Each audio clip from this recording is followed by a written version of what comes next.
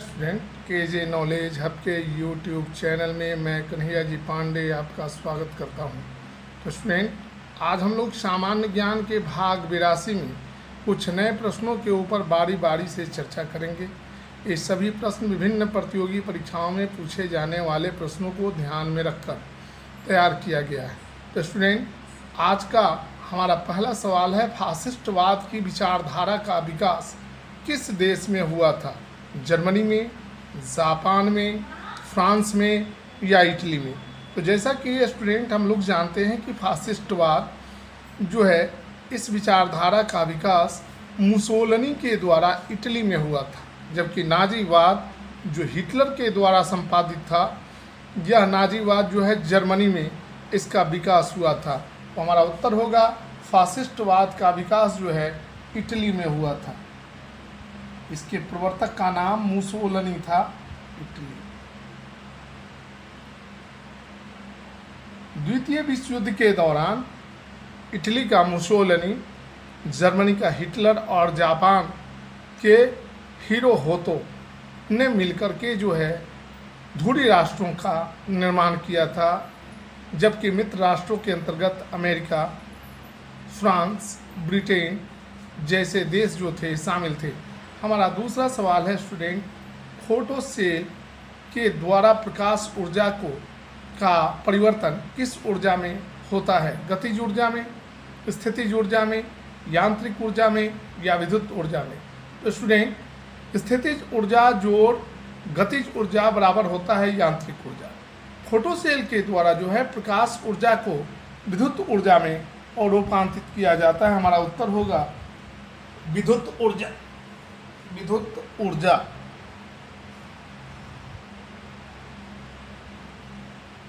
विद्युत ऊर्जा। स्टूडेंट, अब हम लोग प्रश्न संख्या 3 को देखेंगे। POK यानी पाक ऑक्यूपाइड कश्मीर की राजधानी कहाँ है? उड़ी, श्रीनगर, मुजफ्फराबाद या बालाकोट? तो POK यानी पाक अधिकृत कश्मीर की राजधानी जो स्टूडेंट है वह है मुजफ्फराबाद। मुजफ्फराबाद।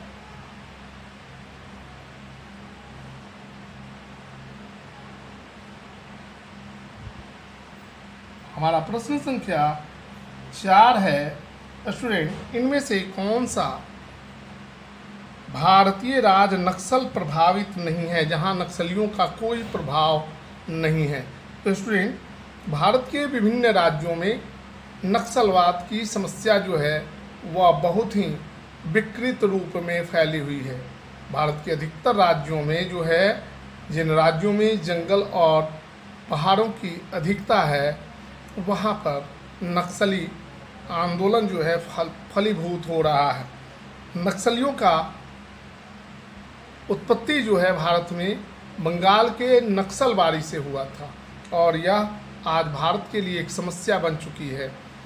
हमारा ऑप्शन नंबर 1 है ओडिशा, ऑप्शन 2 है आंध्र प्रदेश, ऑप्शन 3 है महाराष्ट्र और ऑप्शन 4 है गुजरात। तो भारत में जो है गुजरात राज्य में नक्सल प्रभावित, भारत का गुजरात राज्य जो है नक्सल प्रभावित नहीं है। बाकी ओडिशा, आंध्र प्रदेश, महाराष्ट्र, तेलंगाना, बिहार, झारखंड, उत्तर प्रदेश के कुछ भूभाग जो हैं ये नक्सल प्रभावित हैं।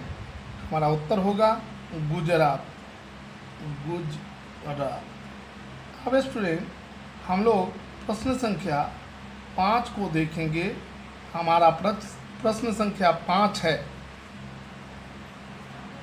प्रश्न संख्या 5 है, वार एंड पीस नामक पुस्तक की रचना किसने की थी? लियो टॉल्स्टॉय ने, होमर ने, रूसो ने या सलमान रुश्दी ने? तो वार एंड पीस जो है स्टूडेंट, लियो टॉल्स्टॉय की अमर कृति है। लियो टॉल्स्टॉय और रूस के एक महान लेखक थे। लियो टॉल्स्टॉय को महात्मा गांधी ने अपना आध्यात्मिक गुरु माना था। तो हमारा उत्तर होगा लियो टॉल्स्टॉय।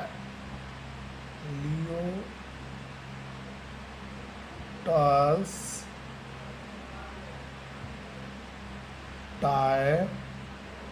ने वार एंड पीस नामक पुस्तक की रचना की थी। हमारा अगला सवाल है प्रश्न संख्या 6, किस परास की ध्वनि को मनुष्य नहीं सुन सकता है? 25 हर्ट्ज को, 200 हर्ट्ज को, 18,000 हर्ट्ज को या 25,000 हर्ट्ज की ध्वनि को? तो मनुष्य जो है स्टूडेंट 20 हर्ट्ज के नीचे की ध्वनि और 20,000 हर्ट्ज के ऊपर की ध्वनि को नहीं सुन सकता।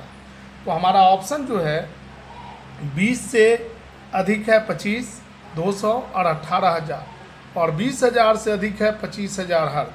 तो मनुष्य जो है 25,000 हर्ट्ज की ध्वनि को नहीं सुन सकता है। ऐसे ध्वनि को जो है पराश्रव्य तरंग के नाम से जाना जाता है। इन तरंगों को सुनने की क्षमता जो है चमगादड़ों में होती है। स्टूडेंट, हमारा अगला प्रश्न है प्रश्न संख्या 7, भारतीय संविधान में नीति निर्देशक तत्व, राज्य के नीति निर्देशक तत्व को किस देश के संविधान से लिया गया है? ब्रिटेन से और रूस से, आयरलैंड से या अमेरिका से? तो स्टूडेंट, अमेरिका से न्यायिक पूर्वानुलोकन का सिद्धांत लिया गया है, ब्रिटेन से संसदीय व्यवस्था लिया गया है और रूस के संविधान से मौलिक कर्तव्य लिया गया है, जबकि आयरलैंड के संविधान से राज्य के नीति निर्देशक तत्वों को लिया गया है। हमारा उत्तर होगा आयरलैंड।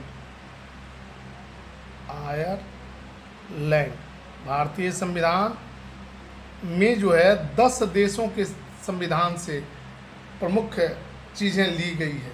इनमें 4 तो आपके सामने हैं, बाकी 6 में दक्षिण अफ्रीका है, फ्रांस है, जर्मनी है, ऑस्ट्रेलिया है। इन सब देशों के संविधान से भारतीय संविधान में कुछ मूलभूत बातें ली गई है। हमारा प्रश्न संख्या 8 है स्टूडेंट, पौधों में भोजन का परिवहन किस ऊतक के द्वारा होता है? जाइलम के द्वारा, फ्लोएम के द्वारा, कॉर्टेक्स के द्वारा या मृदु ऊतक के द्वारा? तो जैसा कि स्टूडेंट हम लोग जानते हैं कि पौधों में भोजन का परिवहन फ्लोएम के द्वारा होता है, जबकि जल का परिवहन जो है जाइलम ऊतक के द्वारा होता है। जाइलम ऊतक जो है एक दिशीय होता है, जबकि फ्लोएम ऊतक जो है द्विदिशीय होता है। तो हमारा उत्तर होगा फ्लोएम ऊतक के द्वारा।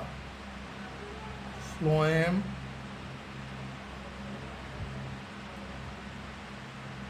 ऊतक के द्वारा। अब स्टूडेंट, हम लोग प्रश्न संख्या 9 को देखते हैं। बिहार विद्यापीठ कब अस्तित्व में आया? 6 फरवरी 1921 को, 6 फरवरी 1922 को, 6 फरवरी 1920 को या 6 फरवरी 1919 को? तो स्टूडेंट, बिहार विद्यापीठ जो है 6 फरवरी 1921 को इसका उद्घाटन हुआ था। 6 फरवरी यानी 6 फरवरी 1921 को बिहार विद्यापीठ जो है अस्तित्व में आया था। 1921 को। अब स्टूडेंट, हम लोग प्रश्न संख्या 10 को देखते हैं। हमारा प्रश्न संख्या 10 है, टाटा समूह के द्वारा विकसित सुपर कंप्यूटर का क्या नाम है? तो टाटा समूह ने एक सुपर कंप्यूटर को विकसित किया है, उसका नाम क्या हो सकता है? हमारा ऑप्शन 1 है एका, 2 है टाटा 1000, 3 है तेज, 4 है मैजिक। तो स्टूडेंट, टाटा समूह के द्वारा विकसित किए गए सुपर कंप्यूटर का नाम है एका। अब स्टूडेंट, हम लोग प्रश्न संख्या 11 को देखेंगे। हमारा प्रश्न संख्या 11 है। अब हम लोग प्रश्न संख्या 11 को देखते हैं। हमारा प्रश्न संख्या 11 है, मीटर गेज रेल पथ की चौड़ाई क्या होती है? 6 फीट, 6 फीट, 3 फीट, 1.6 मीटर या 1 मीटर? तो भारत में 3 तरह के रेल पथ पाए जाते हैं, नैनो गेज, मीटर गेज और ब्रॉड गेज। एनजी, एमजी और बीजी। नैनो गेज की जो चौड़ाई होती है 2 फीट 4 इंच होती है, 6 इंच होती है। ब्रॉड गेज का 1.6 मीटर और मीटर गेज की लंबाई दो पटरियों के बीच की जो दूरी होती है वह 1 मीटर होती है। हमारा उत्तर होगा 1 मीटर। अब विद्यार्थीगण हम लोग प्रश्न संख्या 12 को देखते हैं। एक समतल दर्पण पर आपतन कोण 60 डिग्री का है तो उसका परावर्तन कोण क्या होगा, उसके परावर्तन कोण का मान क्या होगा? 30 डिग्री, 60 डिग्री, 90 डिग्री या 180 डिग्री। जैसा कि स्टूडेंट हम लोग जानते हैं कि आपतन कोण बराबर परावर्तन कोण होता है, तो जब आपतन कोण 60 डिग्री का है तो उसका परावर्तन कोण भी 60 डिग्री का होगा। हमारा उत्तर होगा 60 डिग्री, 60 डिग्री का। आप चूंकि आपतन कोण बराबर परावर्तन कोण। अब स्टूडेंट हम लोग प्रश्न संख्या 13 को देखते हैं। हमारा प्रश्न संख्या 13 है, अम्लीय विलयन का पीएच मान कितना होता है? 7 से कम, 7 से अधिक, 7 या इनमें से कोई नहीं। तो स्टूडेंट जिस विलयन का पीएच मान 7 होता है वह विलयन जो है उदासीन होता है। जिस विलयन का पीएच मान 7 से अधिक होता है वह विलयन जो है क्षारीय विलयन होता है, जबकि जिस विलयन का पीएच मान 7 से कम होता है वह विलयन अम्लीय विलयन होता है। जैसे HCl, H2SO4, HNO3, इन सभी विलयनों का पीएच मान 7 से कम होता है, इसलिए ये अम्लीय विलयन के उदाहरण हैं। जबकि NaOH, KOH यानी सोडियम हाइड्रोक्साइड, पोटेशियम हाइड्रोक्साइड के विलयन, कैल्शियम हाइड्रोक्साइड, इनका विलयन जो है इनका पीएच मान 7 से अधिक होता है, अतः ये क्षारीय विलयन के उदाहरण हैं। और विद्यार्थीगण शुद्ध जल का पीएच मान जो है 7 होता है, यानी शुद्ध जल का जो है एक उदासीन विलयन का उदाहरण है। तो हमारा उत्तर होगा 7 से कम। 7 से अम्लीय विलयन का पीएच मान 7 से कम होगा, 7 से कम। अब स्टूडेंट हम लोग प्रश्न संख्या 14 को देखते हैं। कोयना बांध किस राज्य में अवस्थित है? गुजरात में, बिहार में, उत्तर प्रदेश में या महाराष्ट्र में? तो कोयना बांध जो है स्टूडेंट ये महाराष्ट्र राज्य में अवस्थित है। महाराष्ट्र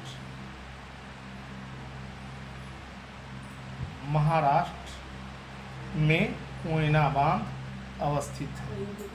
अब स्टूडेंट हमारा अगला प्रश्न है, √32 plus √48 upon √8 plus √12 equal what? इसका मान क्या होगा? 2 होगा, 4 होगा, 6 होगा या 8 होगा? तो स्टूडेंट पहले हम इसको सॉल्व करते हैं। √32 का मतलब हो जाएगा 4 गुने 8 प्लस 48 का मतलब हो जाएगा 4 गुने 12 बटे √8 प्लस √12। क्लोज करते हैं इसको। 4 का वर्गमूल स्टूडेंट जो है 2 होता है, तो 2√8 प्लस 4 का वर्गमूल फिर 2√12 बटे √8 प्लस √12 बराबर हो जाएगा 2√8 है तो 2 कॉमन ले लेते हैं, तो 2√8 प्लस 12 √12 बटे √8 प्लस 12। √8 प्लस 12 से √8 प्लस 12 खत्म हो जाएगा, तो हमारा उत्तर जो होगा 2 होगा। तो स्टूडेंट इस सवाल का उत्तर होगा 2। तो स्टूडेंट आज हमने आपके समक्ष सामान्य ज्ञान के भाग 82 में कुछ नए प्रश्नों के ऊपर बारी बारी से चर्चा की। अगर आपको हमारे द्वारा दी गई जानकारी अच्छी लगे तो आप हमारे वीडियो को लाइक करें, शेयर करें तथा हमारे YouTube channel KJ knowledge hub को सब्सक्राइब करें। तो स्टूडेंट, मैं कन्हैया जी पांडे तब तक के लिए आपसे विदा लेता हूं। धन्यवाद। हमारे अगले वीडियो का इंतज़ार करें।